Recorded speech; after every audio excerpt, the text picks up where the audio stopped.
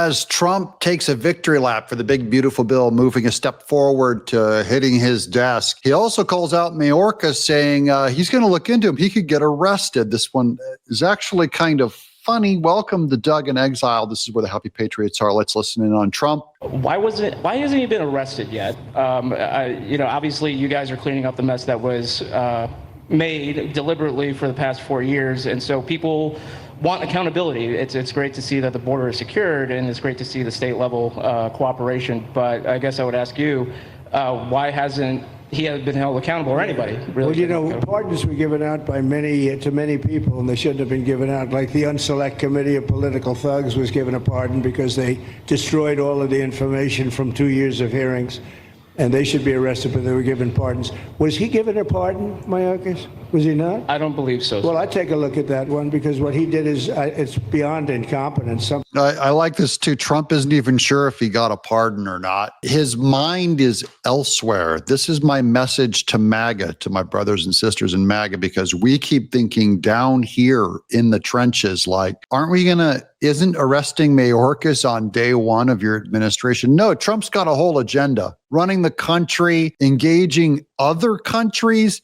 He's having meetings with Netanyahu about Gaza.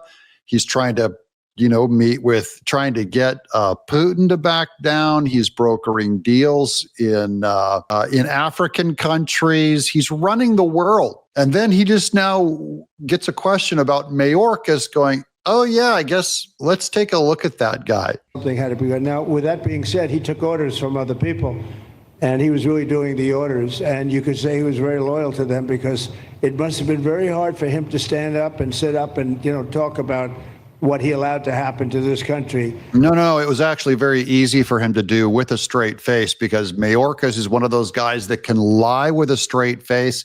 It's the exact same face he makes when he tells the truth. It wasn't difficult for him, although he would not do anything outside of what Merrick Garland or whoever was running the White House told him to do. And be serious about it. So he was given orders. If he wasn't given a pardon, I could see looking at that. In fact, why don't you take a look at it, Kristen? He was impeached, but it was just a fake impeachment. Mayorkas was impeached, but it was a fake impeachment, guys. Trump knows. He had 2 impeachments that were fake impeachments. There's only so far they can go if they don't remove you from office. It's a fake impeachment. Why don't you take a look at it? I think he was so bad. They were all so bad. Look, it was the worst president in the history of our country. We've had some bad ones, but he was the worst president. But somebody told Mayorkas to do that, and he followed orders, but that doesn't necessarily hold him harmless. So take a look at it. Very good question, actually. Yeah, he may not have known it, but it doesn't hold him harmless. Good. Let's get a look at that guy. But it's clear this shows that Trump is not on a revenge binge. When he got back into the office, he didn't have the same enemies list I did of who he should go after. Boom, boom, boom. It goes Merrick Garland. It goes Alejandro Mayorkas. Get those bums.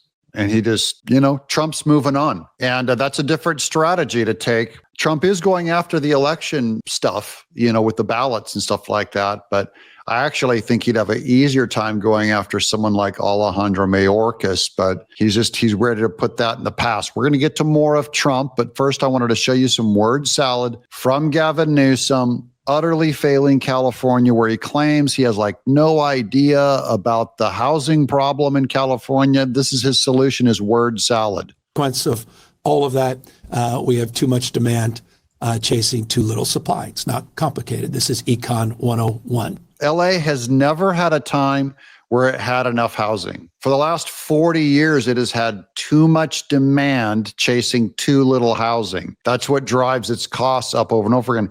And they're not going to rebuild those Palisades and put affordable housing in where where any of those people are going to be able to afford to come back in. They're not going to ever start expanding middle-class housing, even apartments, even condos. They should be building, they would need 100 skyscrapers full of people to address their housing problem in California. They're not going to do it. They're an anti-building place. They're packed out. That's all they do is they have just cars and cement everywhere. I was born there in Norwalk. And every time I fly back into LAX, and I will again this summer, You see it. You just fly over just miles and miles and miles of cement and people. He doesn't have any intention of building more affordable housing. But here's more word salad. Supply-demand imbalance. I've said it before. I'll repeat it. This issue of housing explains more things in more ways on more days than any other issue to explain the challenges. Message to Governor Gavin Newsom inside of this facility. Well, the first thing you should do is come here and learn something, because they don't do this. They don't know. They wouldn't know where to begin, and if they did it would cost them 100 times more. So I would say he should call the governor and Christie, and I'm sure you'd give him because his state is a disaster, and he doesn't do this. And the plight of so many Californians. So many of the challenges that ail us can be connected back to this issue. Unless we address this issue head on, we'll continue to be vexed by so many of these challenges as it relates to the challenges of the middle class and working folks, the issues of what's happening on our streets, in sidewalks. All of these things are foundationally and fundamentally connected. That's a very long run-on sentence saying exactly nothing until we address that issue that has never been addressed in California. Thank you. No answers coming from Gavin Newsom. Nothing but worse. You're going to get worse, LA. I feel so bad. You guys know I love California. I love LA. I love all of Southern California. San Diego is my favorite place in the world. I will be spending the last 2 weeks of July in San Diego. Our family goes there every year for 35 years, where the beloved Miss Tenaple and I met. We love that place. It's becoming a dump. It is peak LA has passed. It has crested, but it's still like the fourth largest income base in the entire world. So it's not going anywhere. It has enough money to just make mistakes, probably for another 40 years, and just go insolvent. It's just going to keep going into the ground. Here's Jessica Tarloff on. So here's Murkowski. First, she's responding to this tweet about Murkowski, who was the final vote on the big, beautiful bill in the Senate. She was holding out.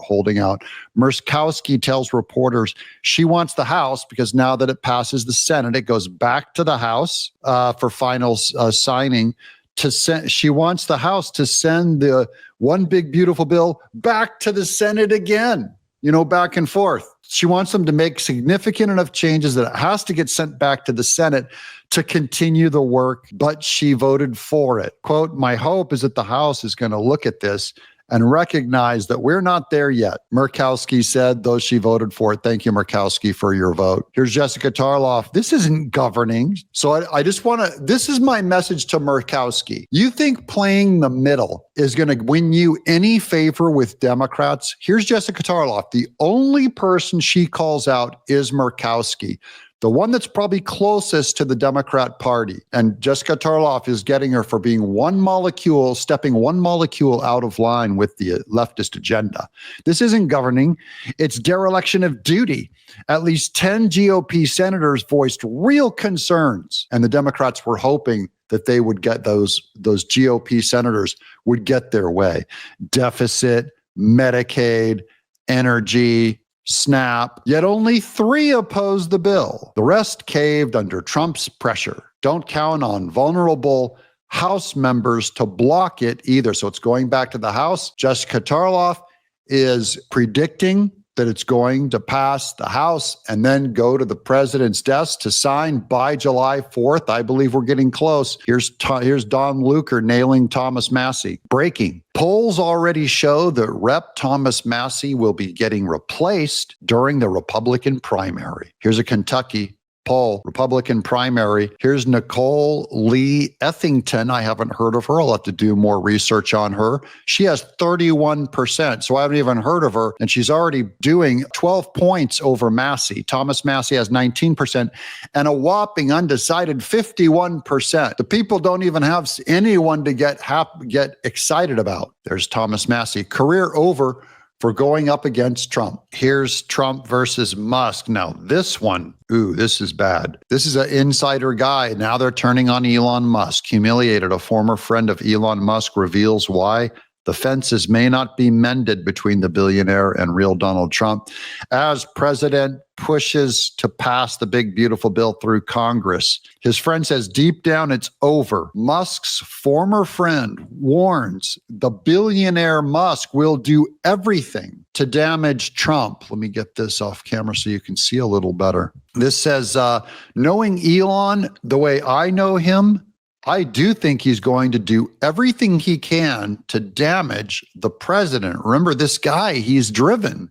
This is Philip Lowe says he has been humiliated. Here's another one, Philip Lowe. Elon has wooed enough of Trump's supporters to be an actual threat politically. So he's dividing our side. Now, for those of you that are still stuck on last week's game plan, you're still thinking the rhinos are your worst enemy, the Mitch McConnells of the world and the Lindsey Grahams of the world, the mushy middle, Murkowski. No, they're not. There's a new split on the right side of MAGA by the libertarian wing that is a much bigger threat politically. And now you'll have Elon Musk funding and helping not only the Rand Paul and Thomas Massie part of the wing, but undermining all of Trump's efforts to get Thomas Massie out of office. See what I mean? Elon Musk could put $250 million and he said it was the last thing he would do on earth. He could fund Thomas Massie and fund all these guys to keep MAGA split. And what they're going to do is try and drag the Republican Party away from the evangelical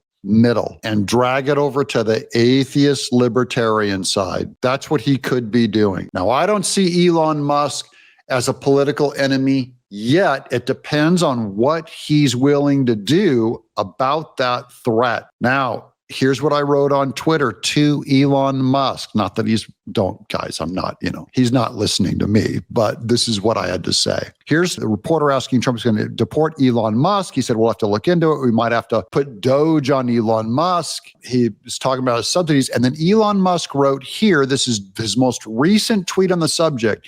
He says, it's so tempting to escalate this. So tempting, but I will refrain for now. That's a good move, Elon Musk. And I wrote, you'll both win more by working with each other in the Republican Party rather than playing Mafia Don Trump versus space billionaire, drawing your red lines in the sand against each other. If you create a third party, this is to Elon Musk, it will only get the Democrat mind virus into office, and then you will go to jail and lose everything your companies have advanced in the last 15 years. I said, get off the spectrum and learn to read the room. This is the problem with Elon Musk is these big tech billionaires are used to walking into their own company and going, I want 48,000 employees gone. They're laid off. And I want this to happen and that to happen.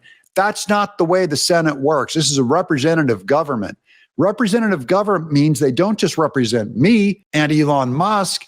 They represent the crackhead down the street. They represent the rhino down the street. They represent big oil, big tech. They represent global initiatives. They represent all kinds of people. I disagreement. I want my way. And guess what, Elon Musk? You can have billions, hundreds of billions of dollars. You're one guy, you're one vote, and you don't get to run Trump's entire agenda. Take a seat. Trump represents MAGA, the patriots, and a vast majority of America. And that's why Elon Musk is going to lose this popularity contest. And it's also why Elon Musk just backed down and said, I'm so tempted to escalate this, but I will refrain for now. So it means he's capable of learning. Smart move. But you're not going to get anything outside of the Republican Party. Remember, you got everything you wanted through the Republican Party, and then you get one bill that you don't like, and now you're ready to pull everything out. We're going to end on a funny note here because this is hilarious. China just invented, this is robot soccer. They have two teams. Look at all the soccer players are falling down and faking injuries. Look, yeah, that's a yellow flag right there. Oh, then his team gets the ball and he gets right back up and goes, oh, I was just faking. See that? Look at him. All this AI was probably trained on real soccer players. So all they can do is fake like they're playing a game and then fall down. And the game still only scores like a maximum of 1 point per team.